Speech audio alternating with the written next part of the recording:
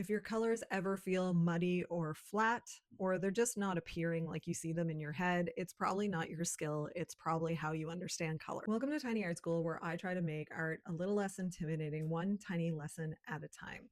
Today, we're going to explore color theory for beginners. If you ever thought that color theory was just another list of things that you need to memorize, then stick around because I'm going to take you through it step by step. By the end of this video, you should understand why the color theory rules exist, not just what they are. So this video is for you whether you're brand new to art, brand new to color theory, or you just need a refresher. Here's what we're going to be covering, okay, but you can use the timestamps to jump to any chapter that you prefer. We'll start off with foundational terminology and then go on to the color wheel itself. We'll spend some time looking at value and contrast, as well as color temperature and color harmonies. So let's start with our foundational terminology and explore what the words mean before we get into the rules. The color wheel that I'm going to use today is called red, yellow, blue. And while there's other color models, we're going to start with this. Whether you draw or you paint, it helps with the technical mixing and is great for beginners, but we will cover the other color models as well. You have three primary colors, which you've guessed it, are red, yellow, and blue. From there, we add those colors together to get our secondary colors. We're going to see yellow plus red is equal to orange.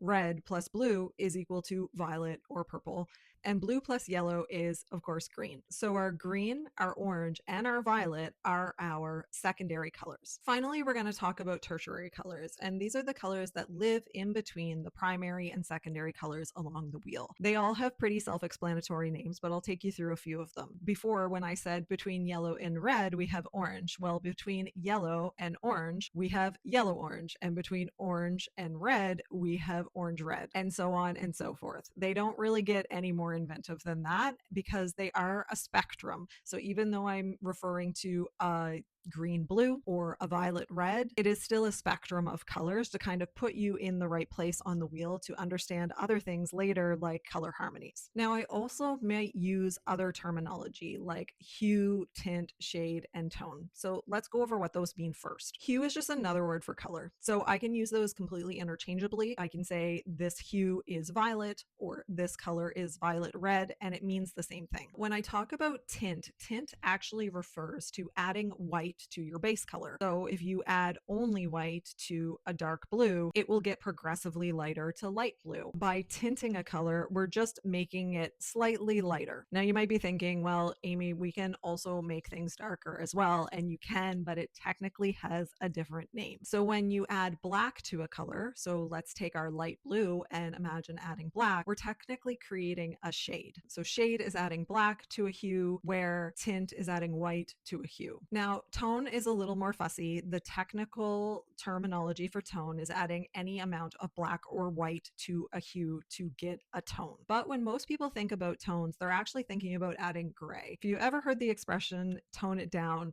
that should give you an idea that we're just trying to mute the color a little bit. In technical color mixing theory, you can use a complementary color to tone something down. But for the purposes of this terminology, I'm going to describe tone as adding gray to a hue to change the tone. So now that you understand the red, yellow, blue color wheel, our primary, secondary, and tertiary colors, let's talk about other color models that you might come across or have heard of already. The more modern version of red, yellow, blue is actually what we call CYMK. CMYK stands for cyan, magenta, yellow, and the K is actually for black. This color model was developed for printing, so to ensure that all of your magazine photos and all of your postcards are the exact same color that you have designed. To do that, cyan, magenta, and yellow can actually produce a larger variety of colors than your standard red, yellow, blue.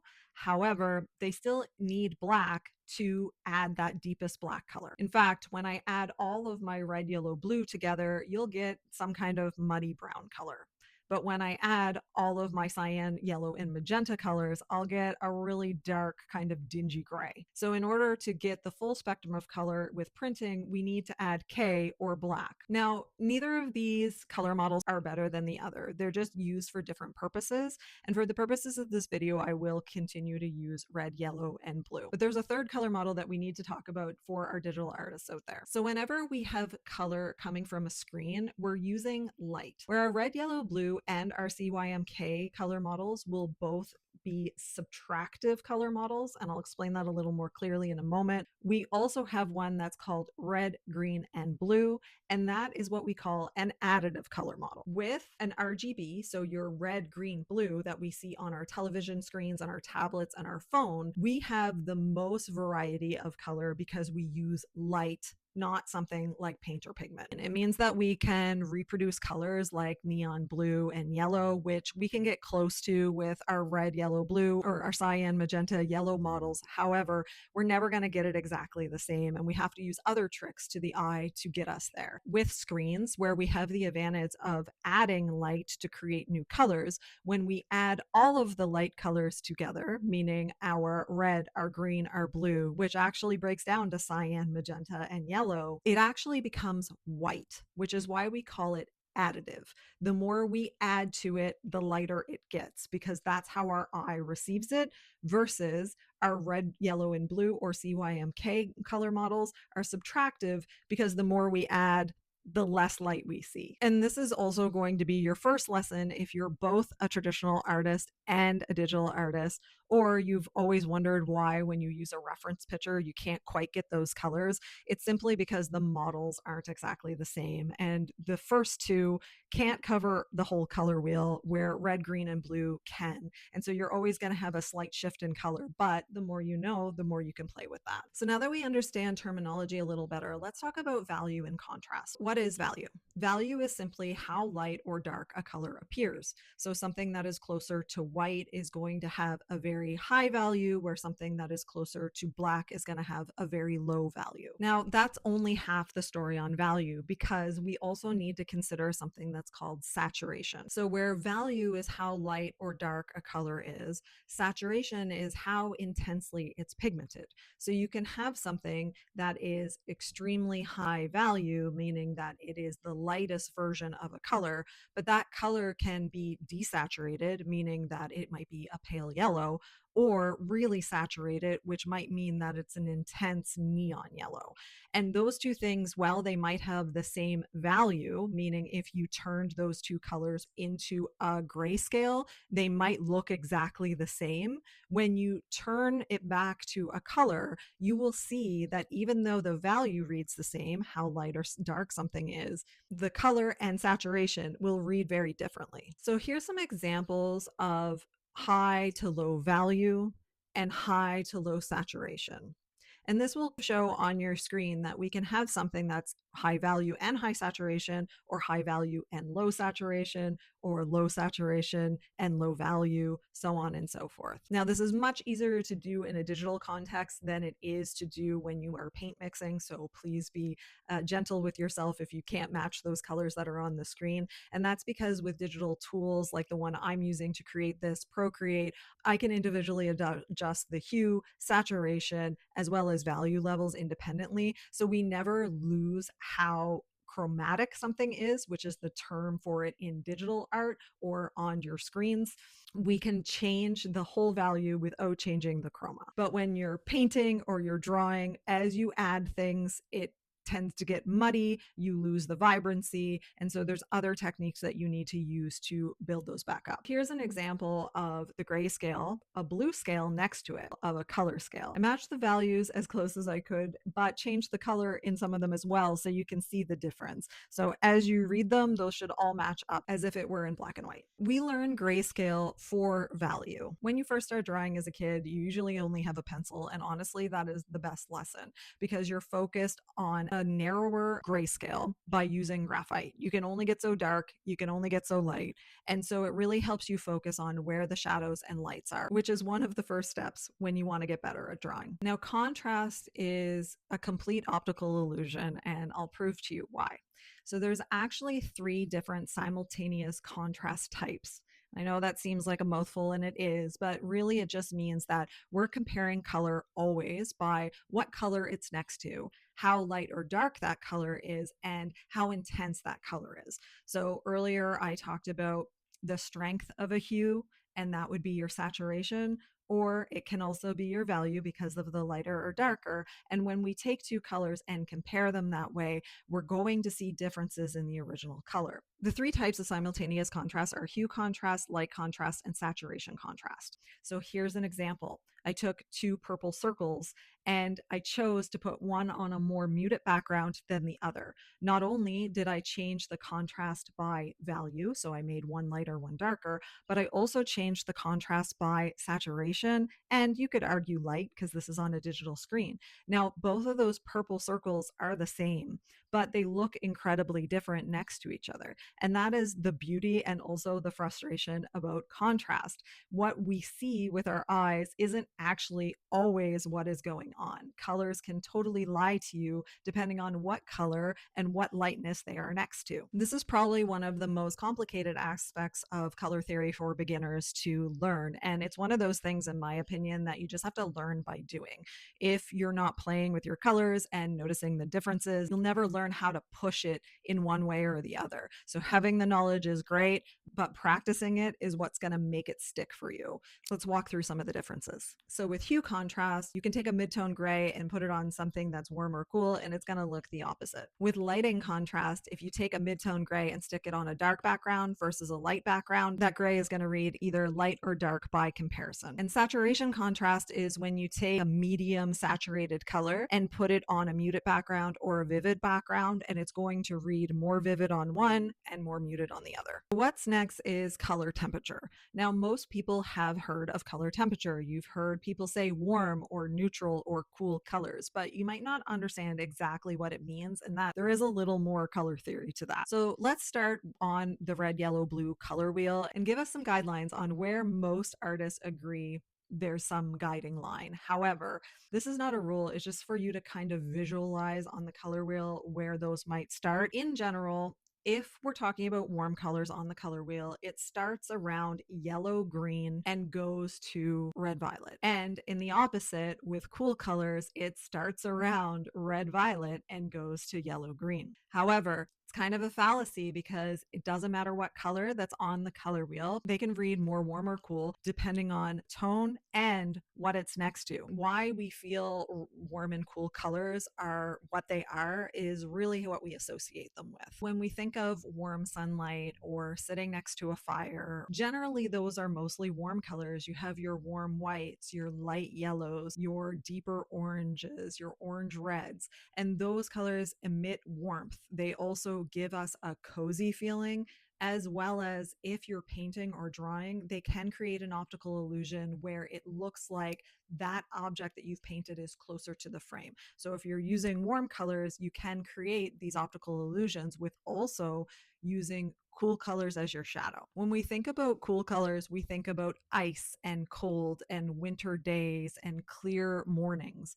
And that's because those tend to reflect more blue or cool light, gray. It doesn't necessarily mean that a blue is going to be cool and orange is going to be warm, because you can have those inverse. So with cool colors, they give us a sense of space, and they also will make things recede into the frame. And so they look further away. So you can really play with the warm colors to bring things up front or highlight, and the cool colors to push things back or make more in shadow. It's not just for creating optical illusions. Color is often used from a psychological standpoint. With a lot of artwork, you will see people's use of color to try to reflect certain emotions that they were feeling.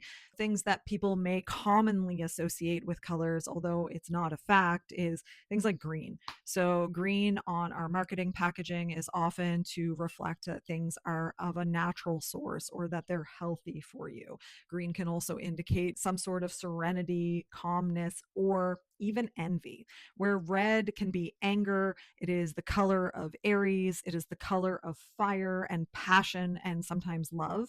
And so it reads very differently than green does on a painting, especially when you choose to make an art piece in just one main hue. That will really change how the viewer reads it. So we're no longer worried about pushing things back or pulling things forward to create an optical illusion. What you're actually trying to do in this case is to create a mood or a feeling. Much like Picasso's Blue Period, all of those paintings look kind of sad and lonely. And isolated, and that was by design. He used those colors to create a mood, and the viewer will read it as what blue represents in their culture, for better or for worse. So, another thing that we can do with cool and warm colors is to subvert expectations of the viewer.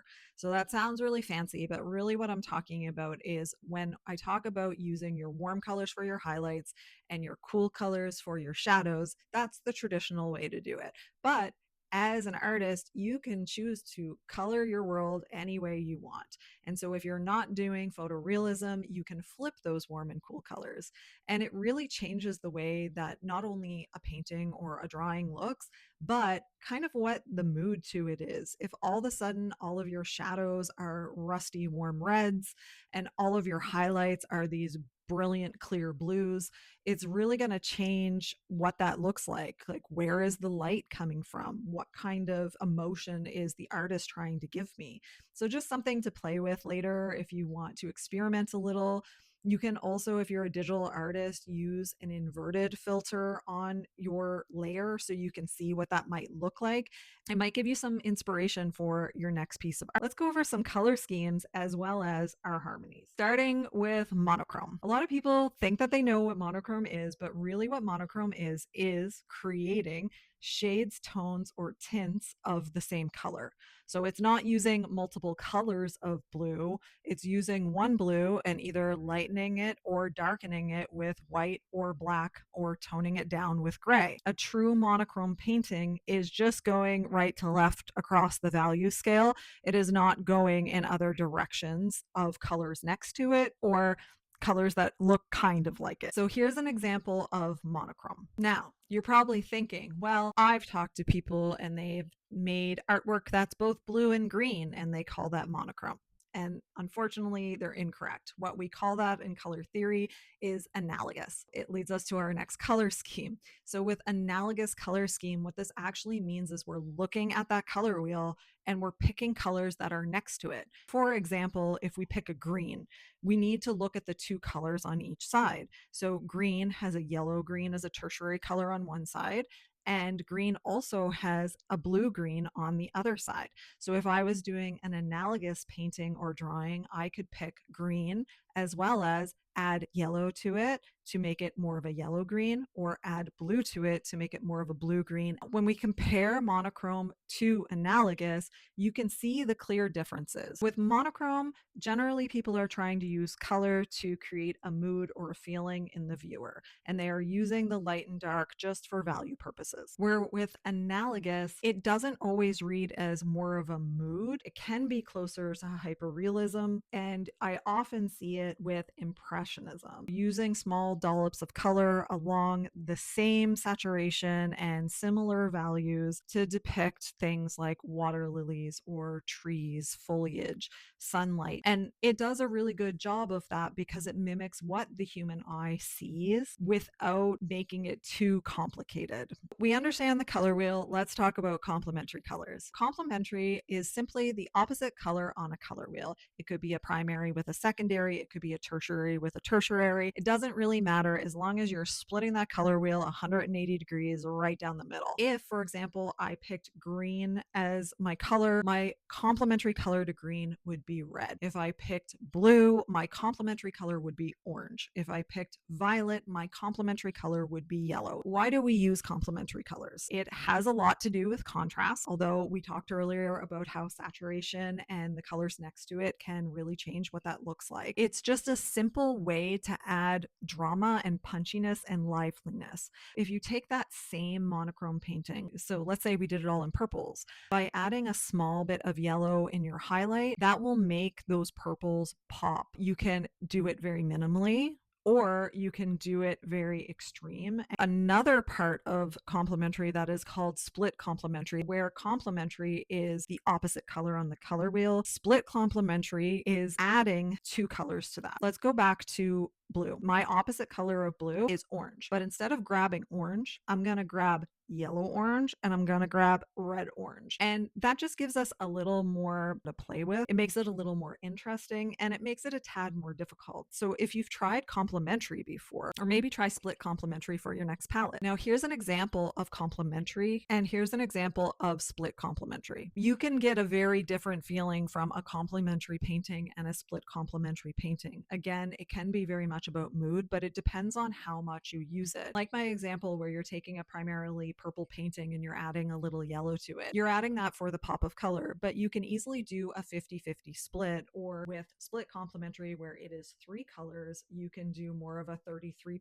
split. And it's easier to pull off when you pull in some neutrals. So really balance those colors more so you don't have to fight with them as much to make it work. Let's talk about color harmonies, which are really fun. Technically, in color theory, there's very specific rules about color harmonies, but for the ease of training, I'm going to use shapes to explain the different types. We have triadic and tetradic color harmonies. We'll start with triadic. Triadic literally is a 120 degrees line drawn from one color and then another color to form a triangle. To make this a little easier in your head, on this visual, I have just added a triangle and we can just rotate it against the palette. If you're lucky enough to have something like Procreate, this is already done for you. So within your palette, you can select harmonies, and from the harmonies, you can select complementary, split complementary, triadic, or tetradic. And no matter what color you pick on that color wheel, it will automatically do the math for you and go to the other side. However, I'm a strong believer and you can make almost any color combination work as long as you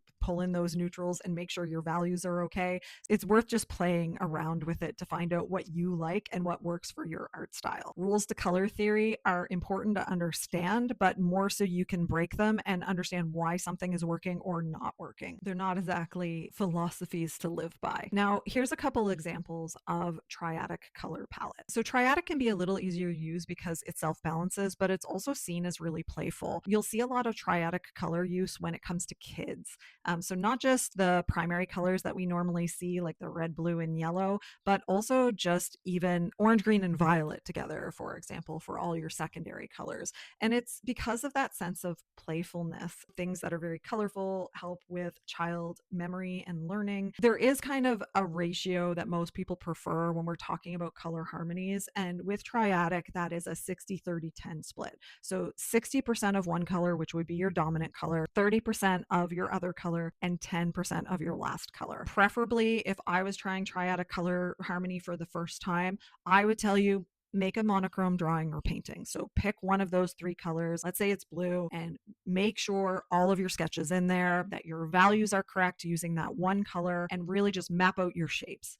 And then go in and start layering. Now, you can go the traditional route, and if you have one cool color and one warm color, use the cool color for your shadows and use your warm color for your highlights or your details. Just make sure that you're trying to find harmony. You really want to pepper it throughout your drawing or your painting so your eye continually travels around that artwork. Comparatively, tetradic gets a lot harder, but it doesn't mean as a new artist that you should shy away from it, because frankly, it's fun, and even making mistakes teaches you something. When we're talking about tetradic color, it can be seen as a square or a rectangle. Let's start with the square. In this color palette, in my triadic color harmony, I have a blue green, I have a warm yellow, and I have a red violet color that looks kind of like magenta. In this drawing, I focused on keeping that red violet as the main distinct color. I used my blue green color for those shadows and to create some contrast. Now you'll notice that the colors look a little different on the screen than what my palette was. And that's because I used a lot of neutrals to pull in those colors, which really changes the way that some of them look. You'll see that there's almost a muddiness to that golden yellow because I've processed it with both white and black. And to me, that really makes the other colors pop more and creates more definition and change in value. And in this case, I'm going to choose our blue, a green, a reddish color, and a yellow. Right away, I know that my blue has the most value. It is the darkest color there, so I'm probably going to make that my predominant color.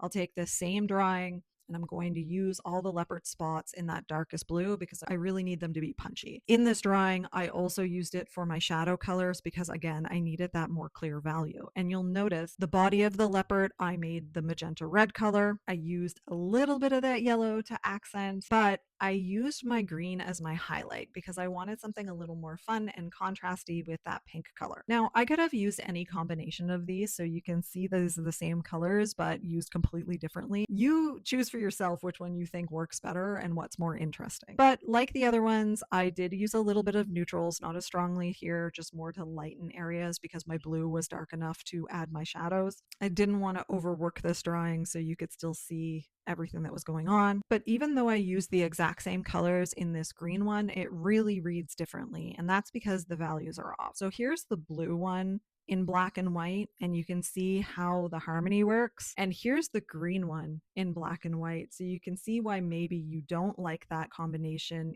in this percentage or using this ratio as much as the blue one. You can see in the green one how the pink and the green are really fighting because there's so much green and that pink wants to advance closer to you.